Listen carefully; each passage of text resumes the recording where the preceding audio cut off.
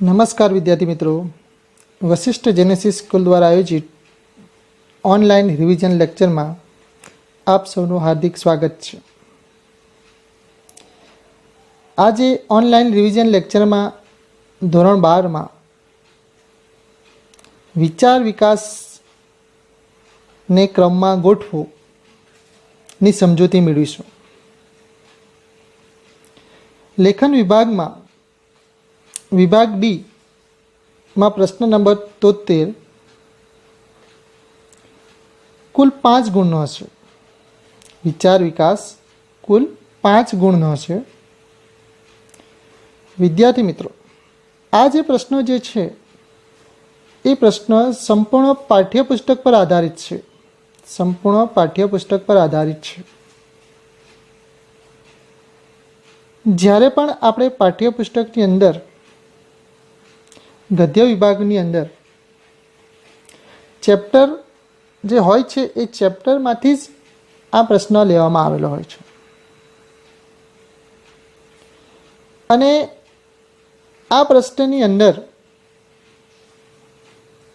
वाक्यो जे छे ए वाक्य बधा आड़ा अवड़ा आपेला होय छे। वाक्य जे छे ए बधा आड़ा अवड़ा आपेला होय छे।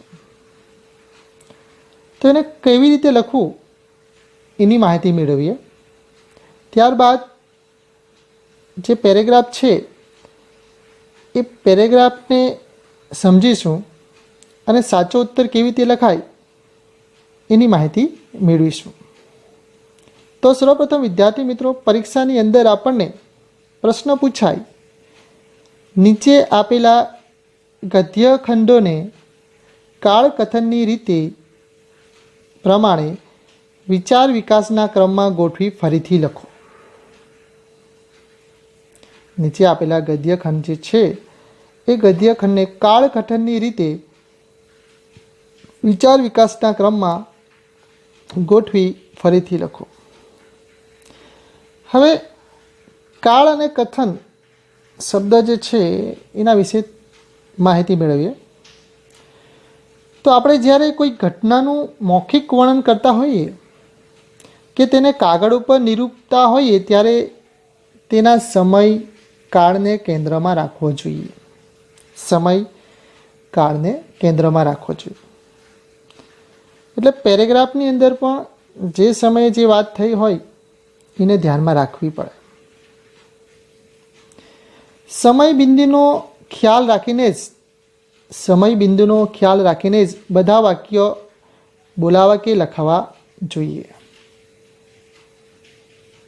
समयनो ख्याल राखीने ज बधा वाक्यो बोलवा के लखवा जोईए। समयगाळो ए ज होय अने दरेक परिच्छेदमां वाक्योमां अलग अलग काळ रजू न थई जाय तेनी खास काळजी राखवी जोईए। એટલે કાળ કથનની રીતે વ્યવસ્થિત વાક્ય ગોઠવાયેલું હોવું જોઈએ। ખૂબ જ ધ્યાનપૂર્વક પેરેગ્રાફ જે છે એ પેરેગ્રાફને વાંચ્યા અને સમજ્યા પછી એને કાળકથનની રીતે આપણે ગોઠવવો પડે। તો સૌપ્રથમ જે પેરેગ્રાફ આપ્યો હોય છે એ પેરેગ્રાફને આપણે ધ્યાનથી વાંચી જવાનું। ત્યાર પછી પેરેગ્રાફ વાંચીએ એટલે આપણને ખબર પડશે કે પ્રસ્તુત પેરેગ્રાફ જે છે એ આ ચેપ્ટરનો છે। હવે ચેપ્ટર ભણ્યા હોય એટલે આપણને ખબર હોય કે વાક્ય આમ તેમ આડા અવડા થયા છે કે નથી થયા એ આપણને ખબર હોય। જો ધ્યાનથી અભ્યાસ કર્યો હોય તો અહીં આપણે જે પેરેગ્રાફ આપ્યો છે એ પેરેગ્રાફને જોઈએ, ત્યાર પછી જવાબ કેવી રીતે લખાય એ પણ જોઈએ। તમે પણ સાથે સાથે ગોઠવતા જજો। ગોઠવવા માટે 1 2 3 નંબર પણ તમે આપી શકો। વાક્ય પ્રમાણે 1 2 3 નંબર પણ આપી શકો એટલે જ્યારે લખવાનું હોય ત્યારે ફટાફટ લખાઈ જાય। એટલે વાંચતા વાંચતા તમે નંબર પણ આપી શકો। तो અહીં જે પેરેગ્રાફ જે છે એ પેરેગ્રાફ આપણે જોઈએ। તે અમારું નામ લેણું રાખ્યું, અમારી ચામડીના પગરખા સીવડાવી તોય તારા ગણનું સાટું વળે એમ નથી. અમારે તો આ ઉતરતી અવસ્થાએ દીકરાના નામની દ્રશ્ય દેવાઈ ગઈ હતી. તારો તો જેટલો ગણ માનીએ એટલો ઓછો છે મારા વીરા. પોસ્ટ માસ્ટરના પત્ની બોલતા હતા. છતે છોકરે વાંઝ્યા જેવું થઈ પડ્યું હતું.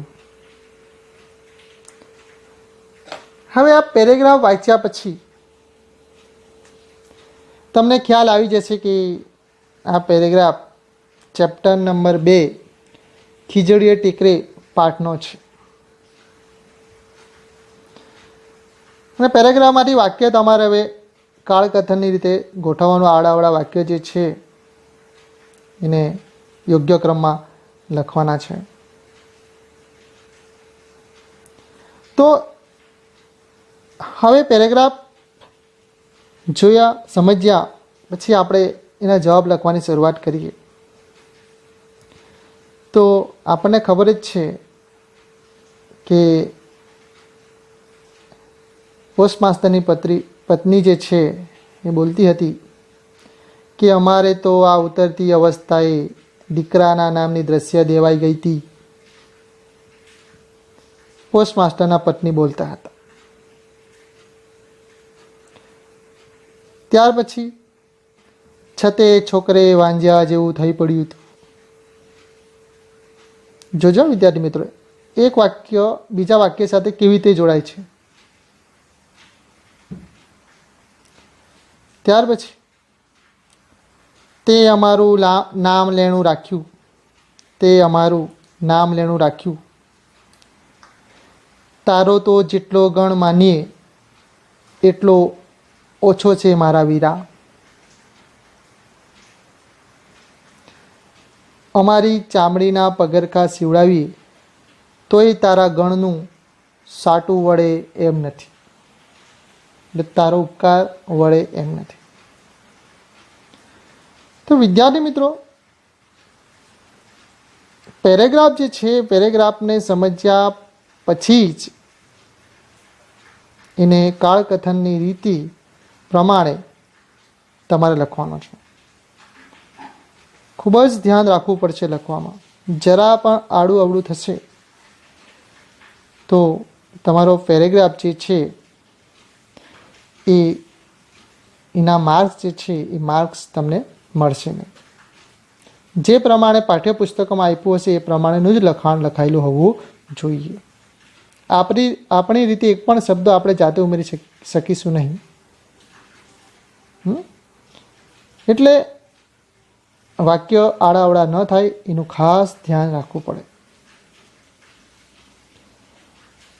ત્યાર પછી બીજું એક ઉદાહરણ જોઈ લઈએ એટલે વધારે તમને સમજ પડશે. અને કયા પાઠનું છે એ તો પહેલાં જ આપણને ખબર પડી જાય પેરેગ્રાફ વાંચીએ એટલે. બીજું ઉદાહરણ છે, બાપુની હાજરીમાં બોલવાનું છે એટલે એક શબ્દ પણ વધતો ઓછો ન થાય એમ જોખીને બોલવાની તૈયારી કરતો હતો.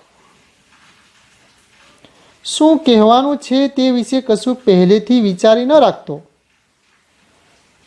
વિચારી રાખીને બોલશો તો એ તમારી પોતાની પ્રેરણા મુજબનું હશે. મને બોલવાની ટેવ તો પહેલેથી હતી, પરંતુ ત્યાં બોલવું પડ્યું એથી ખૂબ લાભ થયો. સમત્વપૂર્વક બોલવાની સારી કસરત મળી તો મારું આમ ચાલ્યું. એ અંગે ભગવાન ઈસુએ આજ્ઞા દઈ જ દીધી છે કે પ્રચાર અર્થે જઈએ ત્યારે અગાઉથી શું કહેવું તે વિચારી ન રાખવું. ચલો, કયા પાઠમાંનું છે? ખબર છે તમને? કયા પાઠમાંનું છે? હા, બરાબર છે. તો આને પણ આપણે ઉપર જે પ્રમાણે પેરેગ્રાફ સમજ્યા અને પેરેગ્રાફ સમજ્યા પછી એને કાળકથનની રીતે ક્રમમાં ગોઠવવાનું છે. તો તમારી રીતે પહેલાં બરાબર વાક્યને સમજી લો અને સમજ્યા પછી ખૂબ જ સારી રીતે પેરેગ્રાફ ફરીથી લખવાનો છે. જવાબના અર્થમાં પેરેગ્રાફ લખવાનો છે જવાબના અર્થમાં. તમને લાગશે કે વિદ્યાર્થી મિત્રો આ તો સત્યાગ્રહ આશ્રમ પાઠ જે છે એ પાઠમાંથી આ પેરેગ્રાફ લેવામાં આવ્યો છે. કયા પાઠમાંથી પેરેગ્રાફ લેવામાં આવ્યો છે? સત્યાગ્રહ આશ્રમમાંથી. એટલે તમે એ પાઠનો પૂરેપૂરો અભ્યાસ કરી રહ્યા છો, ખૂબ જ સારી રીતે એને સમજા પણ છો. એટલે તમને ખબર પડશે કે હા, આ પેરેગ્રાફની અંદર પહેલું જે વાક્ય જે છે એ પહેલું વાક્ય હતું કે મને બોલવાની ટેવ તો પહેલેથી હતી, પરંતુ ત્યાં બોલવું પડ્યું એથી ખૂબ લાભ થયો. બાપુની હાજરીમાં બોલવાનું છે એટલે શબ્દો પણ વધતો ઓછો ન થાય એમ જોખીને બોલવાની તૈયારી કરતો હતો. જોજો વિદ્યાર્થી મિત્રો, સંપૂર્ણ વાક્ય એકબીજા સાથે જોડાયેલું છે અને પાઠ્યપુસ્તકમાંથી જ છે. સમજપૂર્વક બોલવાની સારી કસરત મળી. શું કહેવાનું છે તે વિશે કશું પહેલેથી વિચારી ન રાખતો. એ અંગે ભગવાન ઈસુએ આજ્ઞા દઈ જ દીધી છે કે પ્રચાર રથે જઈએ ત્યારે અગાઉથી શું કહેવું તે વિચારી ન રાખવું. વિચારી રાખીને બોલશો તો એ તમારી પોતાની પ્રેરણા મુજબનું હશે. તો મારું આમ ચાલ્યું. આમ પેરેગ્રાફ જે છે એ પેરેગ્રાફને એક પણ લીટી આડી અવળી ન થતાં વ્યવસ્થિત રીતે ક્રમમાં ગોઠવાયેલી છે. અને આપણને ખબર જ છે વિદ્યાર્થી મિત્રો કે ચેપ્ટર નંબર 4 અને સત્યાગ્રહ આશ્રમ અને પેજ નંબર 13નું આ વાક્ય છે. પેજ નંબર 13નું આ વાક્ય છે. તો આ જે પ્રશ્ન છે વિભાગ ડી, વિચાર વિકાસને ક્રમમાં ગોઠવો, એ વિભાગ ડીનો પ્રશ્નને ખૂબ જ ધ્યાનથી તમારે એમાં માર્ક્સ મેળવવાના છે. જો પેરેગ્રાફ વ્યવસ્થિત કાળકથનની રીતે યોગ્ય ક્રમમાં હશે તો પૂરેપૂરા માર્ક્સ તમને આમાં મળશે. 5માંથી 5 માર્ક મળી જશે. જો આમ તેમ થશે, વ્યવસ્થિત ન હશે, બરાબર છે, છેલ્લું વાક્ય પહેલું લખાયેલું હશે અને પહેલું વાક્ય છેલ્લું લખાયેલું હશે તો એ યોગ્ય ગણવામાં આવશે નહીં. એનો તમને 0 માર્ક્સ મળશે. તો આ પ્રશ્નની અંદર તમારે ખૂબ જ ધ્યાન રાખવાનું છે. અને જેમ જેમ ચેપ્ટર ચાલતા જાય છે એ ચેપ્ટરમાંથી તમારે રોજ પાઠનું વાંચન કરશો તો તમને આ પ્રશ્નની અંદર જરા પણ મુશ્કેલી પડશે નહીં. વાંચન ખૂબ જ જરૂરી છે. તો વિદ્યાર્થી મિત્રો, અહીં આ જે આપણો પ્રશ્ન હતો વિભાગ ડી લેખન વિભાગમાં, એ અહીં પૂરો થાય છે. તમને ખૂબ જ સરળતાથી અને સહજ રીતે યાદ રહે એવી સમજૂતી તમને આપી અને તમે સમજાવશો. કેવી રીતે લખવું, કઈ બાબતોને ધ્યાન રાખવું એ પણ તમે સમજાવશો. તો અહીં આપણે આજનો આ રિવિઝન લેક્ચર જે છે એ પૂર્ણ કરીએ છીએ.